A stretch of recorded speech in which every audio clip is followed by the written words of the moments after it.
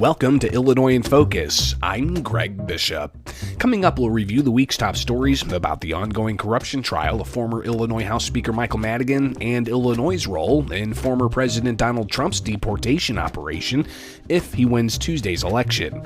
I'll then join the Center Square's Dan McCaleb to further discuss those stories and more. That's ahead with Illinois in Focus. I'm Greg Bishop. Knowledge is power, and you deserve to know what happens in your state government. That's why the nonprofit Franklin News Foundation is bringing you straight news journalism through the Center Square, reporting on state authorities and publishing stories that show where your money goes and who spends it. By supporting the Center Square, you can track politicians' use of taxpayer money and demand transparency from elected officials. This is how we can equip everyday Americans to hold their government accountable. Become a supporter of Franklin today at franklinnews.org/donate. Welcome back to Illinois in Focus. I'm Greg Bishop. Illinois Governor J.B. Pritzker predicts if former President Donald Trump's elected president Tuesday, it'll be a rehash of Trump's deportation efforts times 10. Trump's promised to begin the largest deportation operations in U.S. history. During a rally in New York City Sunday, Trump said Election Day, November 5th, will be known as Liberation Day. The United States is now an occupied country, but it will soon be an occupied country no longer. Not going to be happening. Not going to be happening. While Pritzker agreed that violent non-citizen migrants should be deported, he stopped there and warned Trump wants to go further to deport all undocumented non-citizen migrants. And I think it'll be that times 10. So are there things that we can do to prevent it? Sure. We've already passed some laws that will help prevent that. Illinois law prohibits local and state law enforcement from cooperating with federal immigration authorities if a detention order is the only issue against a non-citizen migrant. Government witness Will Cousineau is not done after 3 days of testimony at the bribery and racketeering trial of former Illinois House Speaker Michael Madigan. Jim Talamonte files this report. Cousineau worked in Madigan's office and for the Democratic Party of Illinois before becoming a lobbyist. Prosecutors played a recording of Cousineau and Madigan co-defendant Michael McLean discussing then-State Representative Michael Zaleski. I know the speaker is a little low on Zaleski right now, generally, because of some things, but I mean, at the end of the day, I find him to be a pretty good trooper for us. So I don't think it hurts to have him as part of the penalty box again. Cousineau took the witness stand Tuesday afternoon and was still being cross-examined when the court adjourned early Thursday for Halloween. In Chicago, I'm Jim Talamonte. And those are the top stories from the past week from Illinois. Find more online at thecentersquare.com. Coming up for Illinois in Focus, I'll join the Center Square's Dan McCaleb to further discuss the news. This is Illinois in Focus, a production of America's Talking Network. I'm Greg Bishop. Tired of being in the dark about what happens day to day under the dome in Springfield? Do you want to be more informed in the decision-making process? If so, you need Blue Room Stream, a live and archived video streaming service that provides access to government meetings and events. With Blue Room Stream, you can watch elected officials in action, holding them accountable, and having your say on issues that matter most to you. Blue Room Stream is the perfect way to stay informed about Illinois state government and to be a more engaged citizen. Become a subscriber today at blueroomstream.com. Welcome back to Illinois in Focus, powered by the Center Square. I'm Dan McCaleb, Chief Content Officer at Franklin News Foundation, publisher of the Center Square Newswire service. We are just days away from the November 5th election, when voters across the country will elect the next U.S. president. In Illinois, all 17 seats in the U.S. House of Representatives are on the ballot, as are all seats in the Illinois State House and several in the State Senate. There are also 3 non-binding advisory referendums on statewide ballots, as well as local races. Joining me to discuss this is Greg Bishop, Associate Illinois Editor. Greg, we're almost there. Election Day is Tuesday. What do our listeners need to know? Well, obviously, there are a lot of people who already have voted. Numbers I got earlier this week indicated that about 25% of the state's registered voters have already cast their ballot. We're looking at 8 million registered voters. By Monday, it was 1.4 million that have already sent in their mail-in ballot filled out or have gone to the polling place to vote early. Now, this weekend, we've got early voting hours all across the state. Even some places have Sunday voting hours, so people can go vote Sunday, just 2 days before the election. So one thing this is indicating to the Illinois State Board of Elections with increased, mail-in ballots, but also increased early voting, it shows that they're anticipating heavy turnout. One analysis said 73% turnout in 1992. We had that again in 2020. And we could meet or exceed that just by looking at how much of early vote there's been in the state of Illinois. But clearly, the presidential election is getting a lot of people's attention. Illinois is a winner-take-all state for the Electoral College. It's expected that Kamala Harris will take the state of Illinois. It's not the only thing on the ballot, Dan.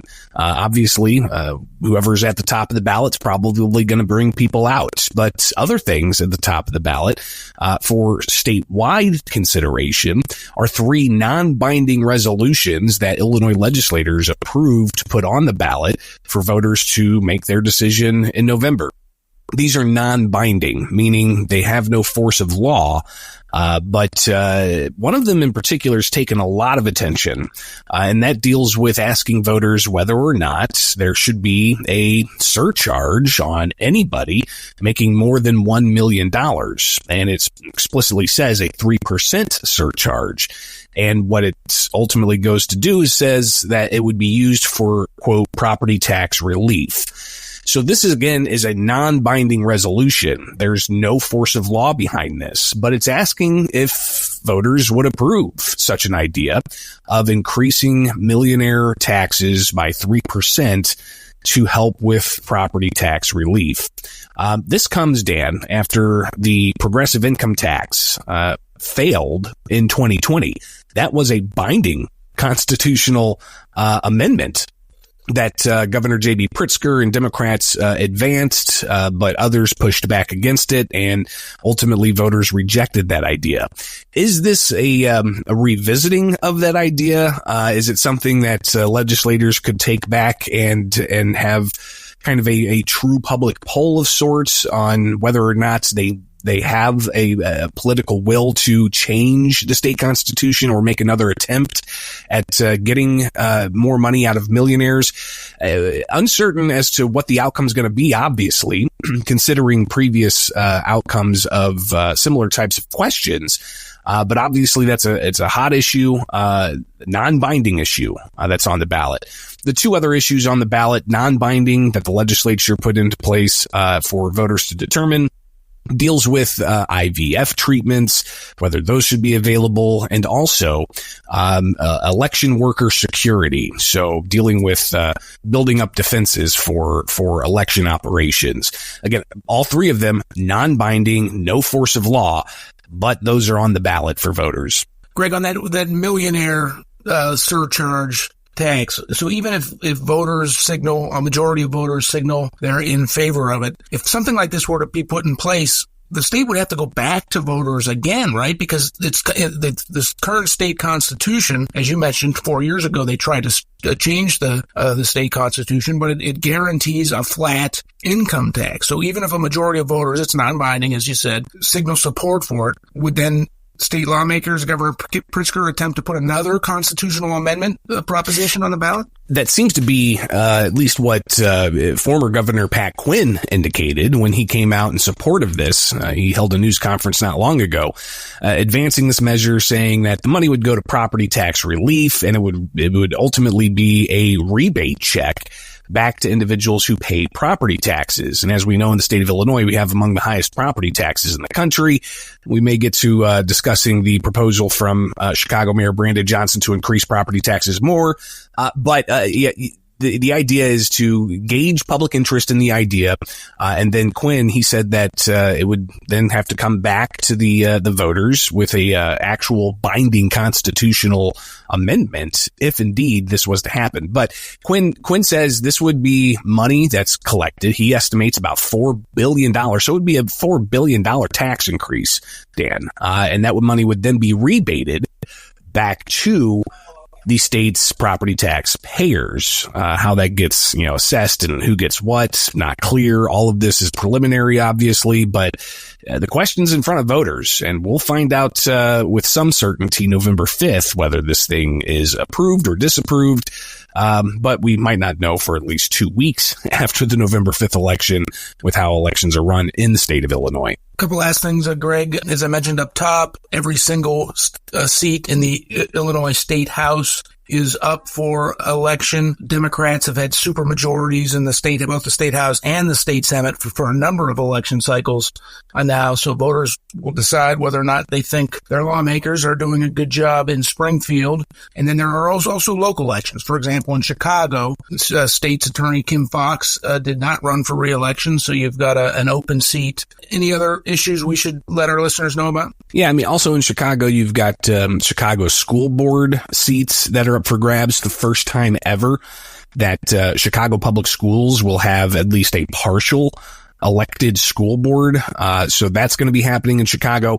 Then you've got some other county specific questions, ranging from whether or not efforts should be made to separate the rest of the state from Chicago and Cook County, to even whether or not tax dollars should be used for illegal immigrants. These are just a couple of county specific questions that some people across the state may see on their ballot. So definitely encourage people, do what you can if you haven't voted already. Get a sample ballot so you know what's on your ballots. Obviously statewide, you got presidents, you got the non-binding questions, you have a state house or senate race or possibly both. You've got Congress. Members of Congress are up for re-election as well. Then, as you said, the local races and any local referendum there may be. But getting that sample ballot will allow you to sit down, look at the issues, look at the names, do some research, and that way you get into the polling place as a more informed voter, and you can cast your vote accordingly. Polls are open from 6 a.m. to 7 p.m. on November 5th, this coming Tuesday. If you are in line before that 7 o'clock hour strikes, you should be allowed to vote. So don't get out of line just because it's after 7 o'clock. And Greg, one last question on this. Because so many people have voted early, can voters who I'm a traditionalist, I'm voting on election day, I'll be voting Tuesday. Can we expect to see shorter lines because so many people have already voted? It's a great question. The big, unanswered here with the early surge of early voting that we've seen is, are we seeing new voters, right? People who haven't voted in the past, 4 years, or are we seeing, regular voters decide, no, I'm not going to vote day of. I'm instead going to cast my ballot early. So that we have yet to learn. If the vote turnout is in excess of 73%, I think we'll have an indication that there's a lot more new voters out there that did decide to either early vote or wait until election day.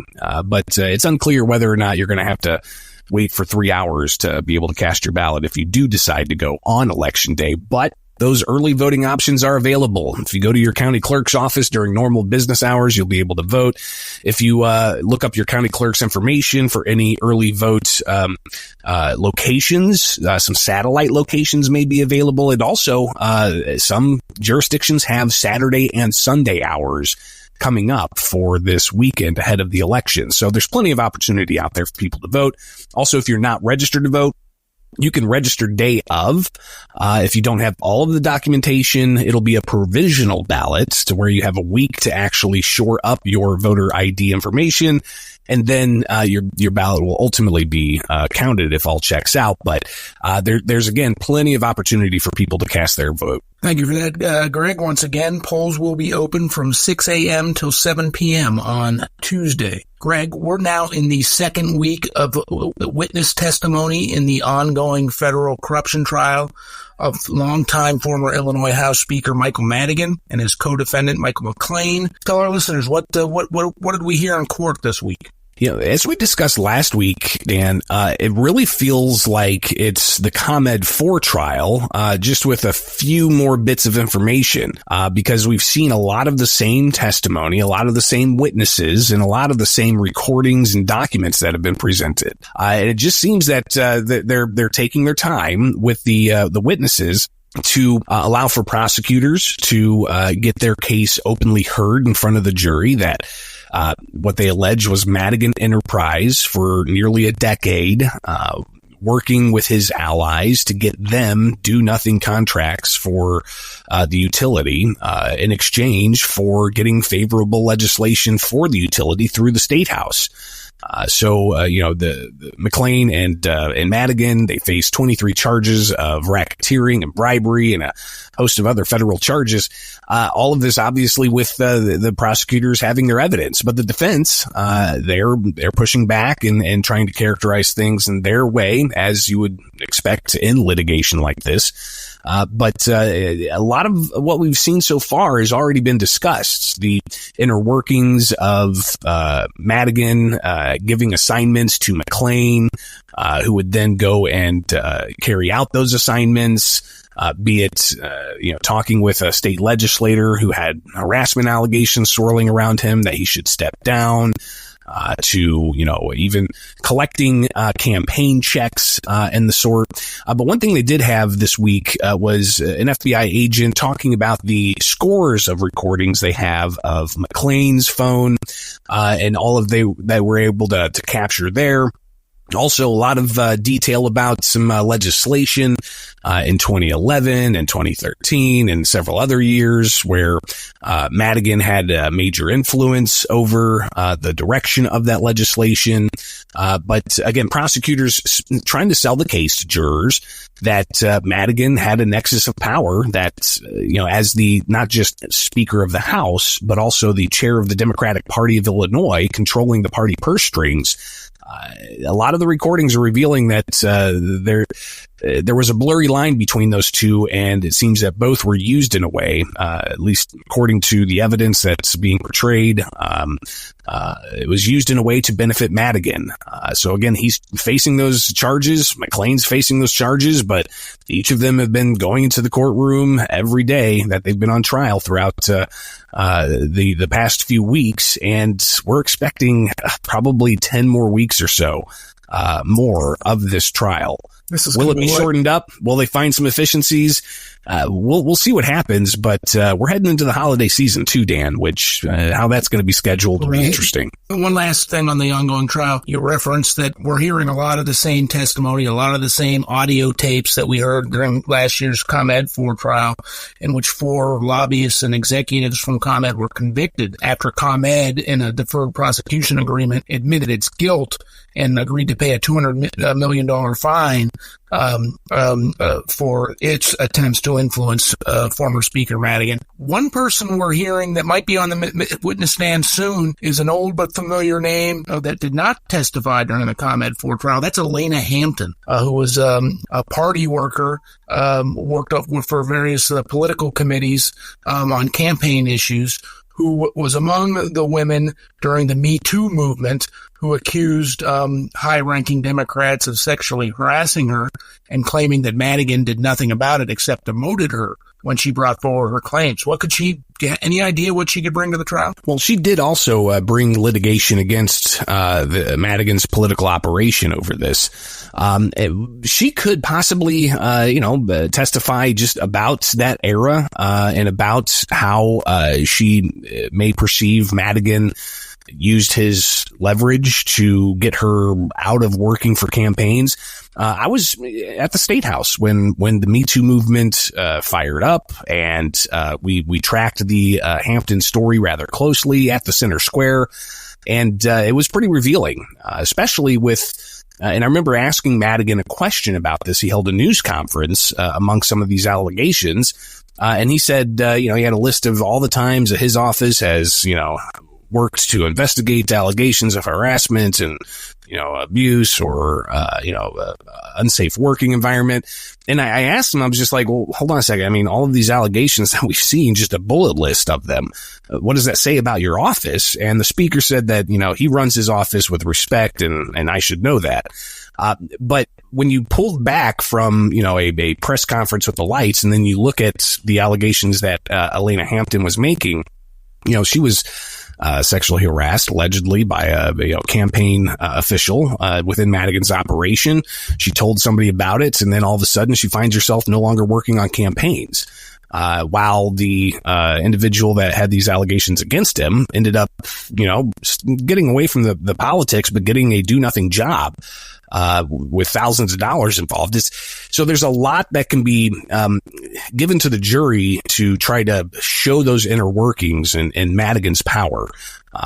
What impact that'll have, how the defense will push back against that, if indeed we do hear from Elena Hampton, has yet to be seen. But clearly, we at the Center Square will be in that courtroom so we can catch every moment of it. Yeah, thanks for reminding our listeners of that. And all of our coverage can be found at thecentersquare.com. Moving on, Greg, Chicago Mayor Brandon Johnson this week revealed that part of his upcoming budget plans is to raise property taxes perhaps by as much as $300 million to help close a $1 billion budget deficit. Yeah, so Johnson gave his budget address to the city council this week, and the city spends about $18 billion a year. That's what they're spending in this current fiscal year. The next fiscal year starts January 1st, but since Johnson couldn't get the Bring Chicago Home ordinance, which would have, or the measure that would have allowed for an increased tax rate for certain real estate sales, voters rejected that. And he also said, since voters rejected the progressive income tax, then he doesn't have any other choice. He's not going to do major layoffs. He's not going to scale back city services. He says that he has found efficiencies elsewhere to the tune of around $300 million.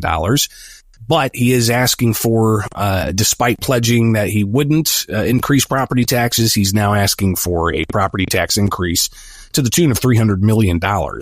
How much that impacts individuals ranges, obviously. I saw one estimate. It was about $200 to $300 extra a year on average. But still, Johnson recognized with the high cost of food, the high cost of childcare, he knows people are going to have to lean into this. But he's asking for them to approve a tax hike. Governor J.B. Pritzker, he acknowledged this week, property taxes are too high in Illinois. And he said that he would rather see some more austerity type measures. But Johnson pushed back on that and said that he's not going to fire our neighbors and he's not going to cut back on city services, though he did also announce increased funding for early summertime jobs for youth and a whole host of other initiatives that he has in his budget. So it doesn't look like the city is going to stop spending as much as they have. They're wanting more. Johnson looking for that $300 million tax increase while they face a nearly $1 billion deficit in the budget. And of course, you still got the ongoing negotiations between the city and the Chicago Teachers Union. The contract actually expired this summer, but they're still talking about a new contract, and the Chicago Teachers Union is demanding all kinds of things with additional costs of over $1 billion itself, right? That's pretty incredible, yes. And how they're going to pay for that with the estimated pension costs, with the cost for non-citizens in the city of Chicago. Add all of that together and you get a whole host of problems fiscally, and even the indication about their pensions. I was just reviewing tape of a pension conversation with the Better Government Association, and Senator Robert Martwick said Chicago's on the verge of bankruptcy when it comes to their pensions, and so goes Chicago, so goes Illinois, he said. So obviously there's a lot of fiscal issues that are going to have to be dealt with by Chicago, by the state of Illinois. The election is Tuesday. We'll be back at it the week after that for veto session. So, Dan, I don't think we have any time to rest. I hear you, Greg. Well, thank you for joining us today. Listeners can keep up with all of these stories and more at thecentersquare.com.